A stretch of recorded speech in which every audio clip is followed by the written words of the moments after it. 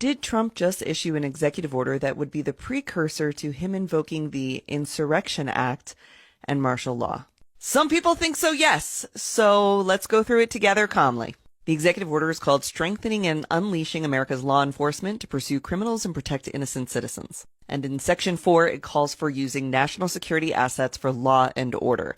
Quote, within 90 days of the date of this order, the Attorney General and Secretary of Defense, in consultation with the Secretary of Homeland Security and the heads of agencies as appropriate, shall increase the provision of excess military and national security assets in local jurisdictions to assist state and local law enforcement. Within 90 days of this order, the Secretary of Defense, in coordination with the Attorney General, shall determine how military and national security assets, training, non-lethal capabilities, and personnel can be most effectively utilized to prevent crime. This directly calls for the Secretary of Defense and military assets to be incorporated in the daily activities of local and state police departments. So I talked to a lawyer friend of mine who said, number one, the federal courts are going to challenge this right away. Okay, that's why it says in 90 days, because for the next 90 days, there's going to be people fighting this.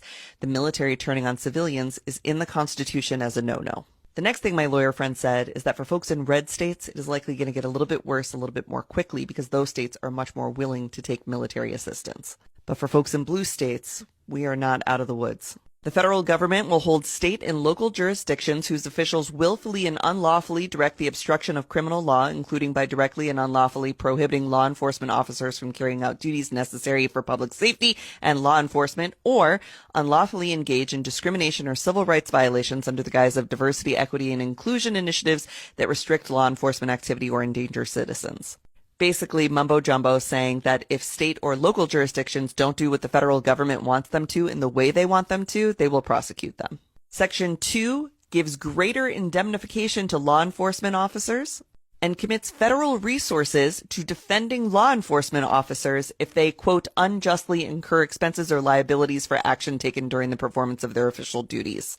So, people are going to freak out about this one for very obvious reasons. It will go through the federal courts where it will likely be thrown out if the Constitution still means anything. This is a bullying tactic. What the president is trying to do here is usurp the power of state and local governments and create a true federal, top-down, military-enforced autocracy. He's already arrested a federal judge. I have no disillusions that he won't arrest a governor if he thinks they're standing in his way. But right now, this is just an executive order. It has not gone into effect, and it will be fought.